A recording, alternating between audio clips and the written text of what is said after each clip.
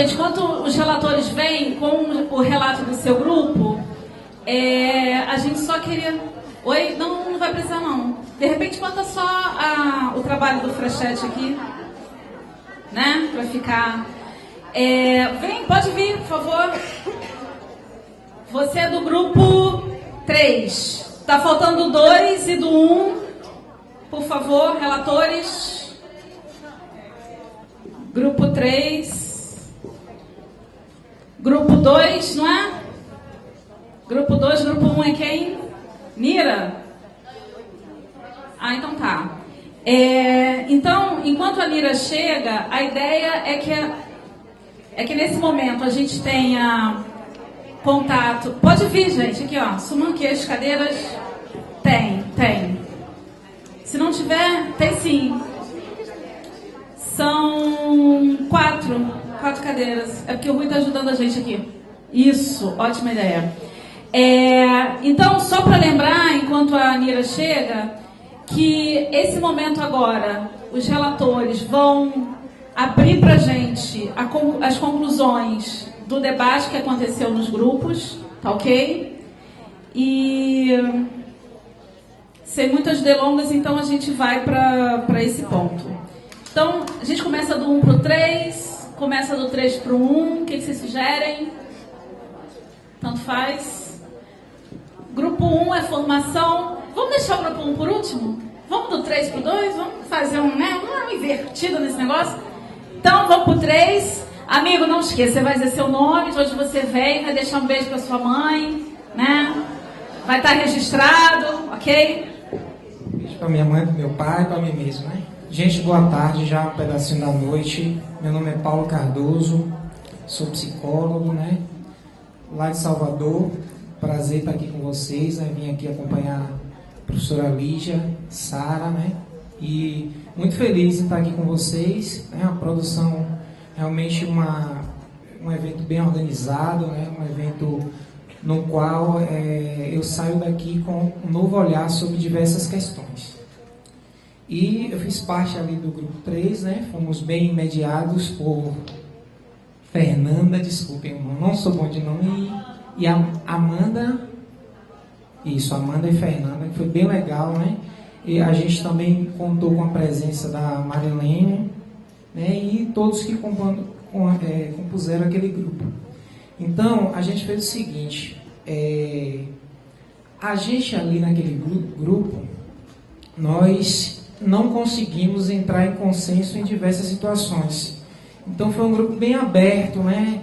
E resolvemos, a partir dos relatos de todos que participaram, né, e aqui estão muitos deles ali no fundo, aqui no meio, trazer em tópicos alguns principais pontos daquela discussão. Então, o primeiro ponto foi o seguinte, há fronteiras entre a psicopedagogia e a psicologia escolar? Há alguma delimitação de uma área para outra? Se há, quais as especificidades, quais as atribuições do psicólogo escolar e do psicopedagogo? Então, algumas pessoas do grupo colocaram essas questões, né? Nesse momento, a Marilena, né? Eu posso falar? Ela citou, né, uma coisa inédita, né? Que ela disse assim, que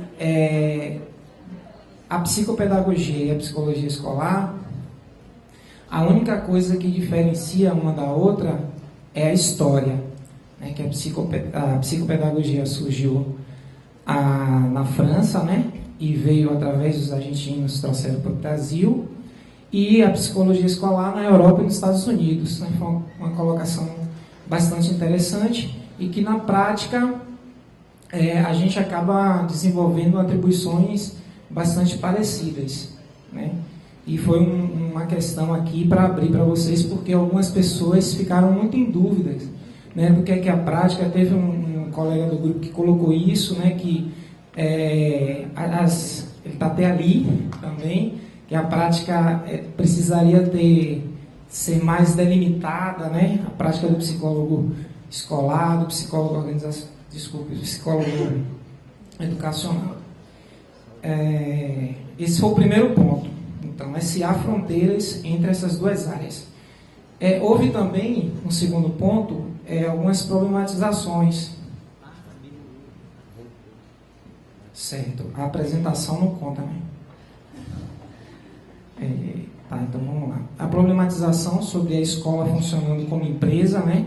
A colega falou sobre o projeto de lei que dispõe sobre a terceirização das atividades fins, né? Professores agora, segundo esse projeto de lei, eles podem ser contratados por empresa privada. Isso acaba implicando no desenvolvimento, né, do processo educacional. Terceiro ponto, necessidade de investigar as particularidades da criança, né? O cuidado, houve um debate muito interessante sobre o cuidado com os diagnósticos, né, que nós estamos produzindo. Ao longo desse seminário a gente já tem ouvido aqui vários esclarecimentos sobre isso, né, diagnósticos que podem silenciar essa criança, né, pode estigmatizar essa criança e para onde vai esse diagnóstico. Precisamos ter cautela em relação a isso, né? A colega falou também que não é o aluno que necessita de tratamento, a instituição também está doente, né? Alguns funcionamentos escolares, né, interferem também no desenvolvimento, na queixa escolar. O quarto ponto é a ideia do caso de Júlio César, que nós discutimos ali, é muito real, né? Foi lá da década de 80, mas hoje ainda é muito presente. Colocar isso também. O cansaço dos profissionais como despotencializador de suas práticas, né? Necessidade de a gente pensar novas práticas, é o que nós estamos fazendo também aqui, né? E uma proposta de trabalho, uma perspectiva coletiva, né? E não individual. A gente às vezes acaba fazendo muito isso, né? Nas práticas clínicas tradicionais, etc. Então, a gente discutiu muito ali, ficou muito claro para o grupo, né, que nós precisamos desenvolver um trabalho em rede, ouvindo as outras profissões, né, no contexto educacional, e foi um diálogo bastante interessante. Só estou colocando isso aqui, foram pontos que o grupo, né, apresentou e que a gente pode agora, nos permite, né, a partir desses elementos, continuar o debate.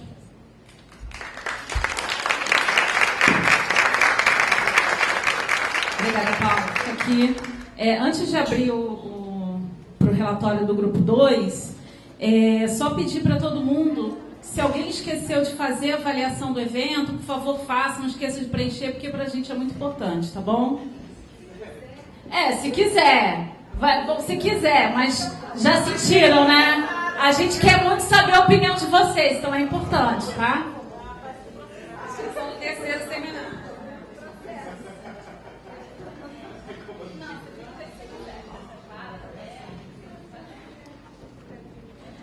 Boa noite, meu nome é Rosemarie.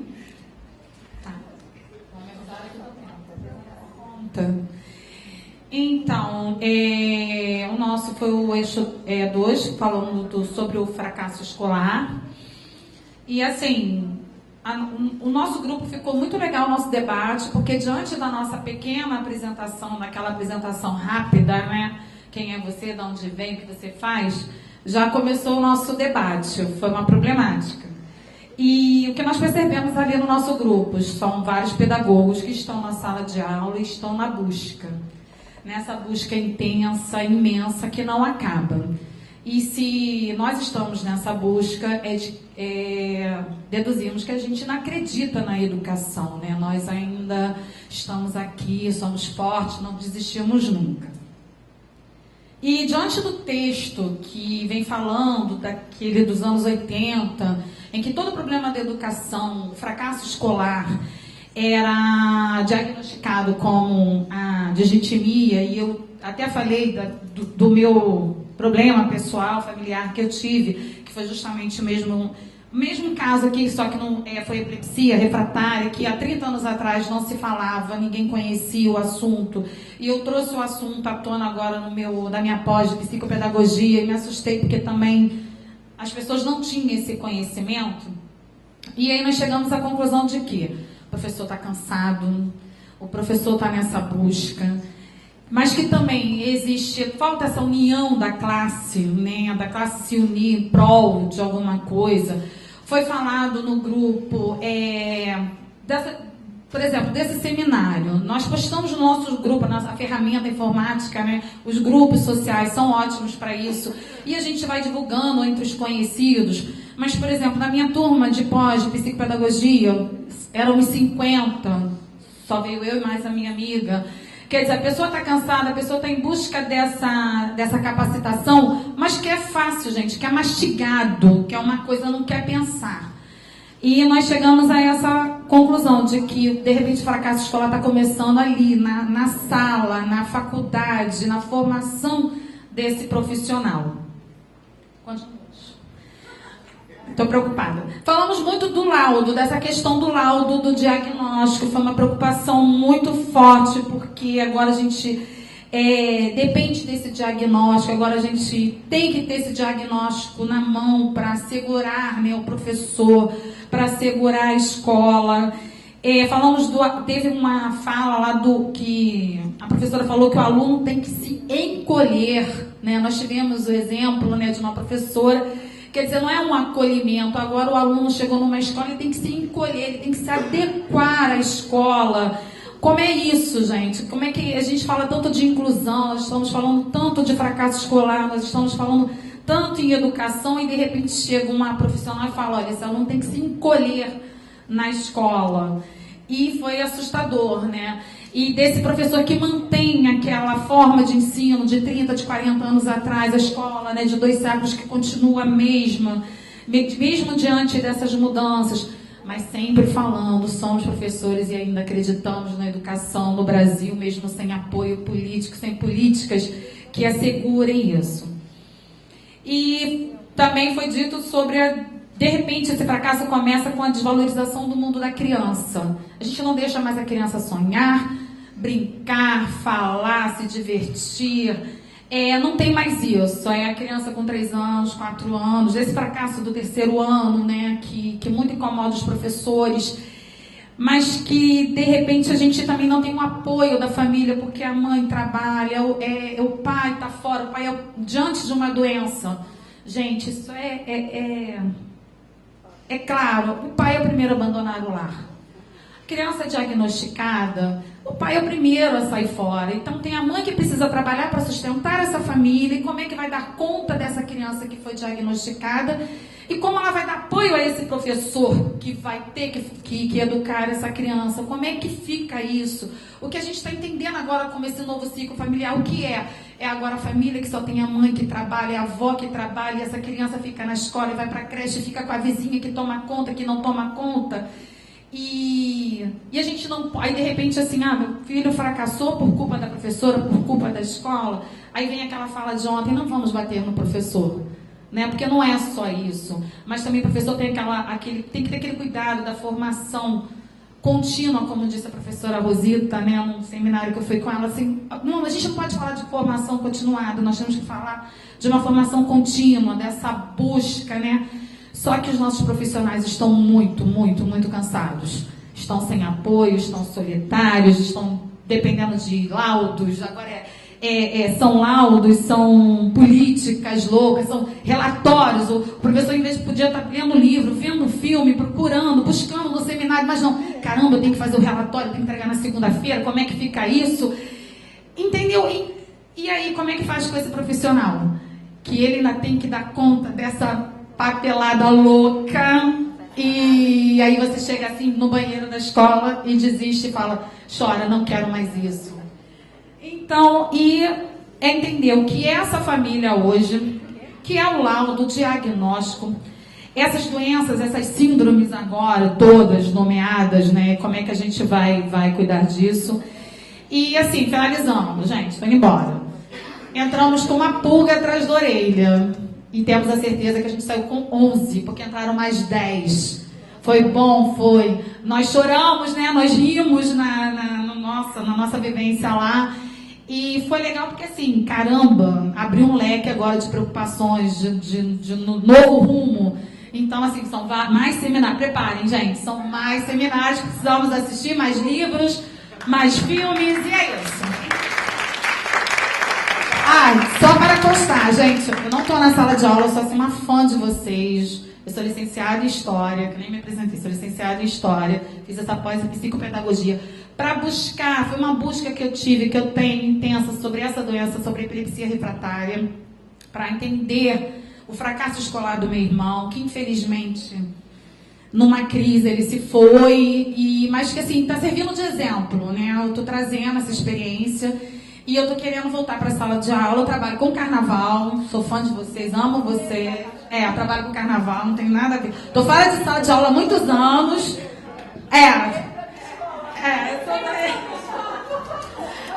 Eu dei aula em EJA, quer dizer, saí da sala de aula há muitos anos. Trabalho de gestão de escola de samba.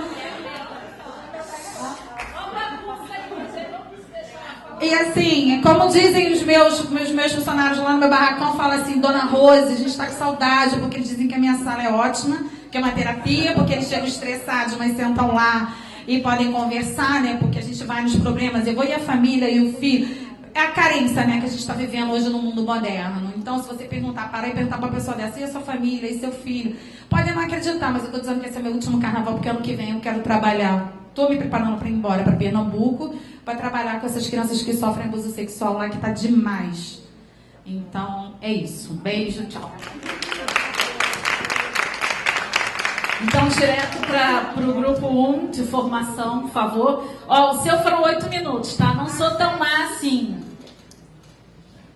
Bom, boa noite a todos, né? Obrigada por terem ficado até agora no evento, né? Eu acho que ele está muito instigante, né? Está nos fazendo pensar em várias coisas ao mesmo tempo, né? Eu vou tentar aqui fazer a relatoria do eixo 1, que foi o eixo sobre formação, né?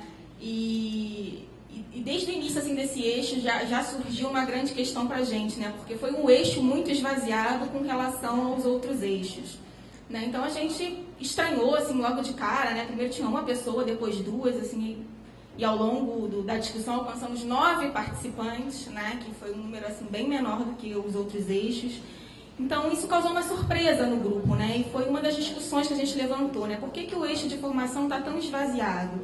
Será que as pessoas não estão se sentindo assim, muito à vontade com esse tema, não estão se sentindo autorizadas a discutir sobre formação? Será que é só o professor que deve discutir sobre formação?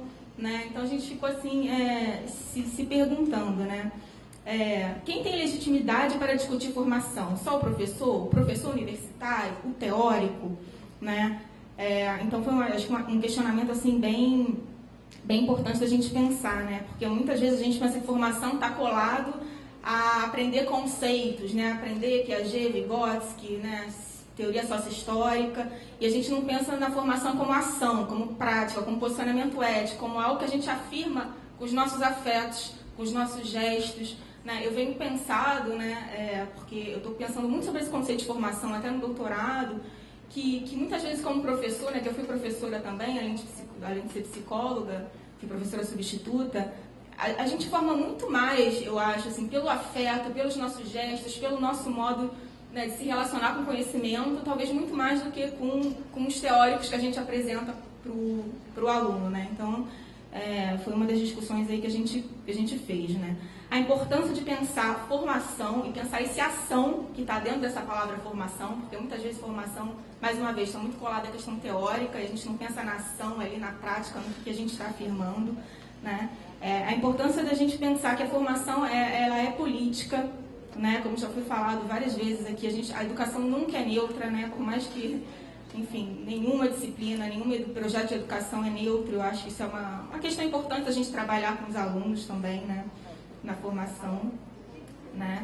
É importante, né, a gente pensar nesse nosso olhar para a diferença, né? Porque por que a gente olha para a diferença e acha que é algo que não deveria ocorrer, né? Que é algo errado, que é algo estranho? Porque a nossa formação nos ensinou isso, né? Desde pequenininhos a gente aprende que existe um normal e tudo aquilo que foge da caixinha é anormal. A gente deve enviar para o médico, para o especialista, para que o possível retorno à normalidade, né? Enfim, para que haja esse possível retorno à normalidade. Isso a gente é formado nisso, né? E é importante da gente pensar que isso está na nossa formação. Por quê? Porque muitas vezes a gente cai nesse lugar, né? De quem vai dar o diagnóstico, né? De quem vai assumir esse lugar de psicólogo, que vai dizer como o professor deve ensinar, como ele deve agir, a gente cai nisso porque a gente foi formado nessa lógica, né? E por mais que a gente estude teorias críticas, a gente tem sempre o risco de cair nesse lugar, que é um lugar confortável para o psicólogo também. Caraca, a escola está me pedindo diagnóstico, eu vou dar esse diagnóstico, a escola parar de me encher o saco, né? Então, muitas vezes é cômodo, é confortável a gente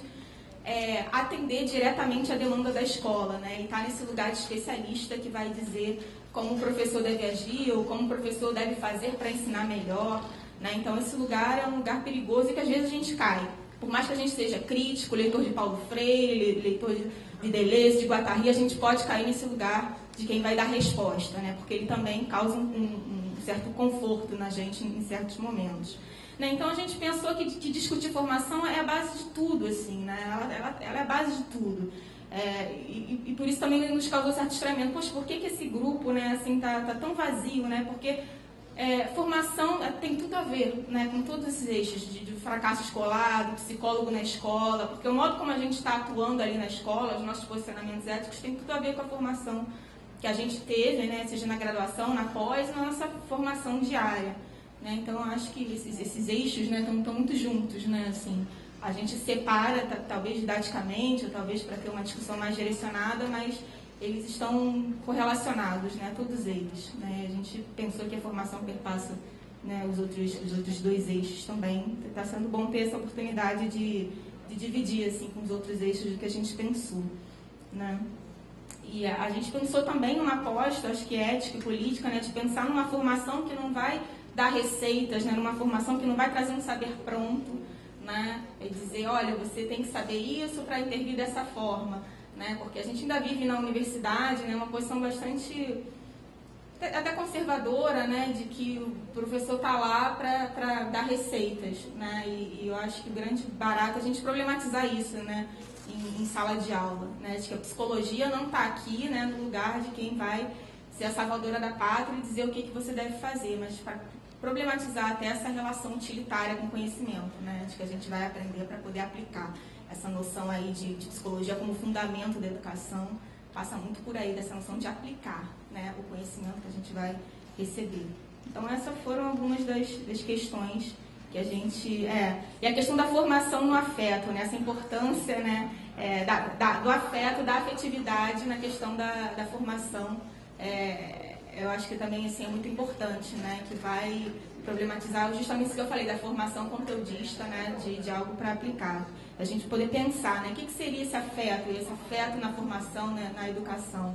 Né, porque eu acho que a gente fala pouco disso, às vezes a gente na psicologia tem um certo receio de falar de afeto. Né? Então, acho que é isso. Aí, a colega conta o meu tempo, tá? Seja cruel. Quando estiver faltando, eu gosto dessas coisas. Quando estiver faltando um minuto só. Bom, como eu ia tentar fazer esse momento aqui de publicizar, eu passei em cada grupo um tempinho, vocês viram, né? Que fiquei uns 20 minutos e tal em cada grupo. E interessante que o grupo que eu fui primeiro foi o de psicologia escolar. Vocês estavam lá, né, bonitinhos, sentadinhos, fazendo inscrição, falando por inscrição. Achei fantástico, vocês estavam super organizados. Aí eu cheguei no grupo de fracasso escolar. O grupo de fracasso escolar era um flash, todo mundo falando ao mesmo tempo, tinha inscrição, mas a pessoa passava na frente da inscrição e vocês se resolviam, porque a conversa estava rolando super bem. Eu fiz as minhas anotações, mas eu não vou ler porque são minhas e aqui o que vale é a relatoria, né, do grupo. Eu não participei do debate, então não seria justo assim. E o da formação, eu também reparei que tinha poucas pessoas, né? E aí, quando vocês falaram que quando vocês perceberam que vocês eram 9, vocês ficaram meio desapontados, né? Poxa, sou 9, né?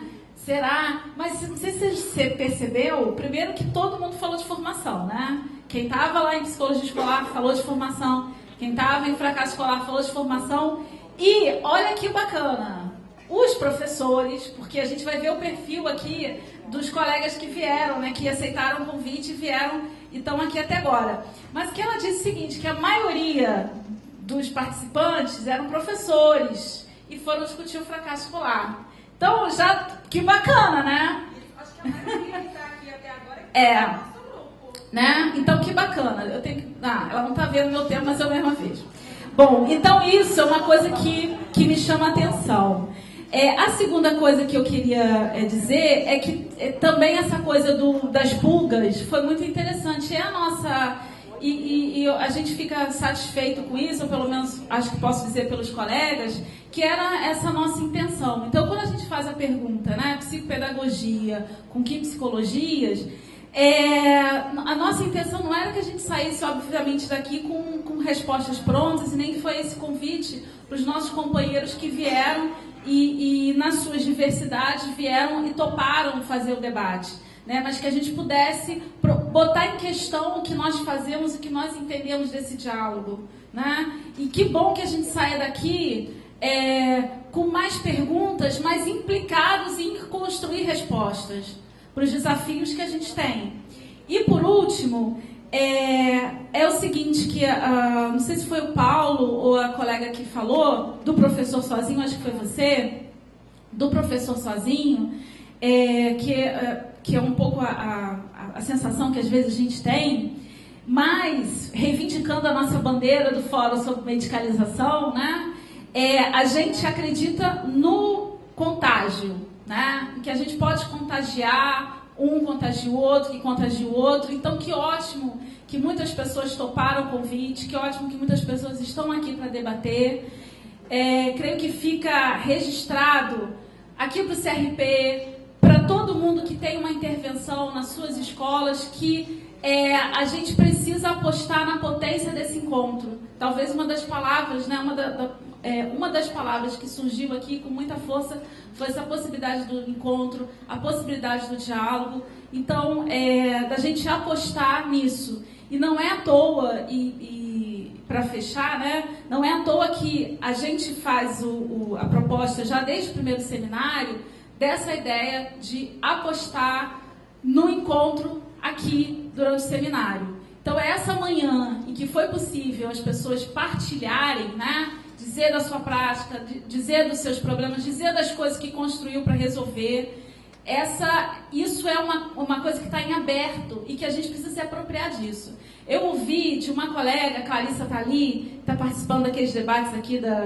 sobre a formação do professor de educação básica, que a gente está fazendo aqui na FRJ, ela falou um termo que eu achei muito interessante. E eu procurei os escritos dela. Ela trabalha com bordado. Ela é professora do Colégio Pedro II, professora de artes. Ela trabalha com bordado. E ela falou de construção de espaços de lentidão. Aí eu falei, cara, que coisa linda isso. Ela falou assim, espaço de lentidão, porque o trabalho dela de bordado, né, o bordado exige isso, né? Você tem que parar, respirar, e ir costurando, ir fazendo os desenhos. Então, a gente apostar nesses espaços de lentidão, porque sozinho a gente não constrói, né? E que bom que vocês toparam o convite. E a gente aí tem que pensar, né, como é que a gente se responsabiliza por toda essa troca. Então, queria agradecer muito aos colegas e pedir a Helena e a Bia que viessem, então, para a gente poder fazer o encerramento do evento.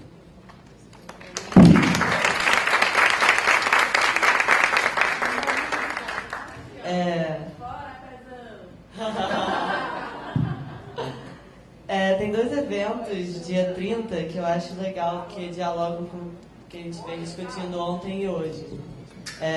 Tem uma audiência pública sobre escola sem partido na Câmara Municipal do Rio de Janeiro, dia 30 de junho, de 6h30 às 8h30 da tarde. Uma coisa que a gente discutiu algumas vezes ontem e hoje, né? E tem o seminário Conectando Conhecimentos, aqui do lado do Instituto Benjamin Constant, nessa rua, Avenida Pasteur, que é sobre produção de material didático inclusivo para pessoas com cegueira, baixa visão ou surdo-cegueira. Então, tem uma galera envolvida com educação inclusiva aqui, né? De 1 às 5. Os dois eventos vocês conseguem achar no Facebook, só botar os títulos. E qualquer coisa fala comigo, que eu convido também. Obrigada, Dudu. Então, bom, chegamos ao fim do nosso encontro e... vamos fazer mais uma mesa, gente? Vamos fazer mais uma palestra? Então, eu queria falar aqui sobre quem são os colaboradores da Comissão de Psicologia e Educação do Conselho Regional de Psicologia que organizaram esse seminário. Bom, eu estou nessa função, né? Durante essa gestão, fiquei nessa função que se chama lá, né, presidente da comissão, né? Mas nós trabalhamos de uma forma horizontal, coletiva. Isso é uma formalidade do sistema mesmo, porque eu sou conselheira, então eu sou presidente da comissão, mas nós somos uma equipe e a gente trabalha junto. Os colaboradores, então o CRP ele se organiza assim, né? Tem a comissão, nós temos várias comissões, uma presidente, né? E colaboradores, né? Que trabalham semanalmente lá, pensando as propostas, enfim, as ações em relação a um determinado campo. Amanda Carneiro Pinheiro. Vem, Amanda, vem pra cá, vem pra cá. Quando eu falar o nome tem que vir. Carolina Vargas Forres Domingues. Marinaldo Silva Santos. Mira Kaufmann. Aline Lilma da Silveira Lage. Paula de Abreu Franco Neto, que não pôde vir. Rui Harayama.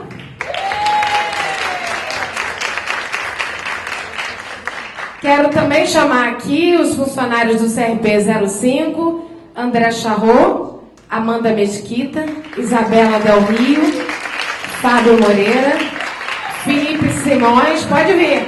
Vem, gente, vambora!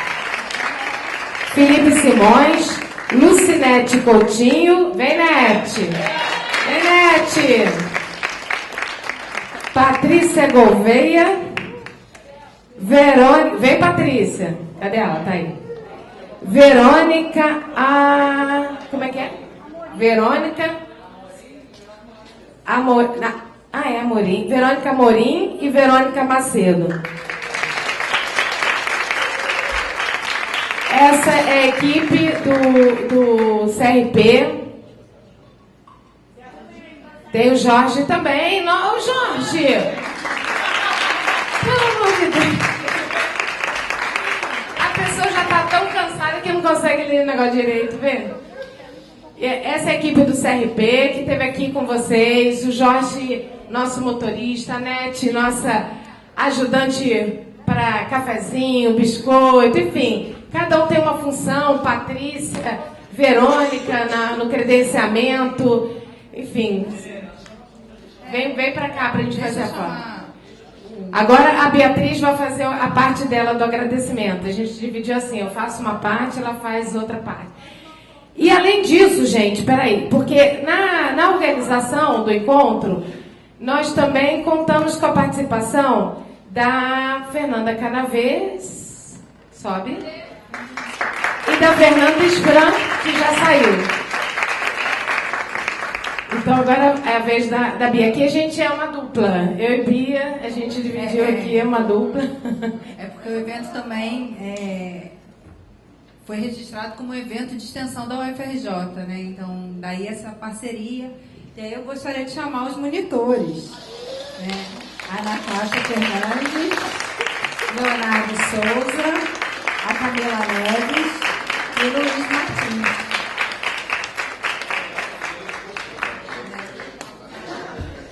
E também a gente não podia deixar de agradecer, né, os tradutores, exatamente. Sem eles, o encontro não seria possível para toda uma comunidade. Então, Alessandra Maqueda.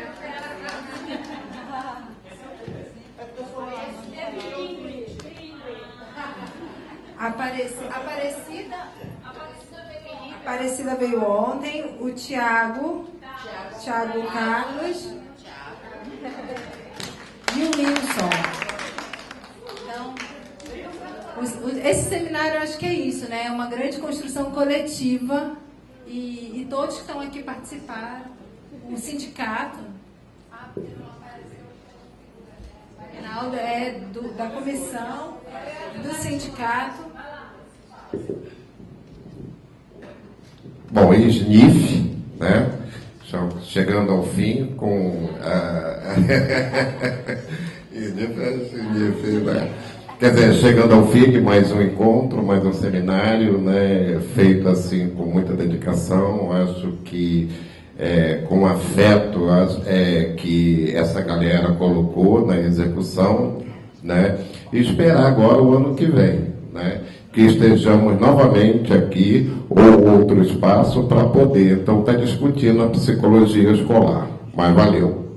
Sim, só um instantinho.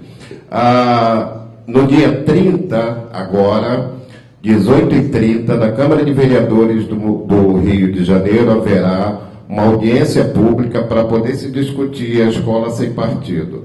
É importante que todos estejamos lá para poder derrubar esse projeto.